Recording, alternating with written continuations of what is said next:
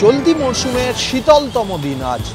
আলিপুর আবহাওয়া দপ্তরের মতে আজকে শহর কলকাতার টেম্পারেচার 14 ডিগ্রি সেলসিয়াসে নেমে গেছে।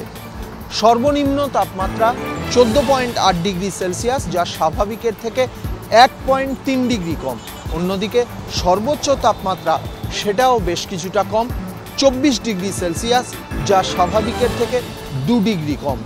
অন্যদিকে কলকাতা এবং সংলগ্ন এরিয়ার টেম্পারেচার সেটাও বেশ কিছুটা কম থাকবে, যেমন ডায়মন্ড হারবার এলাকায় 15 ডিগ্রি সেলসিয়াস। অন্যদিকে দমদম এলাকায় আরও বেশ কিছুটা কম থাকবে। পশ্চিমের জেলাগুলি যেমন বাঁকুড়া, পুরুলিয়া, বীরভূম এলাকায় তাপমাত্রা 13 থেকে 14 ডিগ্রি সেলসিয়াসে থাকবে। আরও বেশ কয়েকদিন শীতের তাপমাত্রা বা শীতের আমেজ থাকবে গোটা বঙ্গ জুড়ে, জানাচ্ছে কলকাতার আলিপুর আবহাওয়া দপ্তর।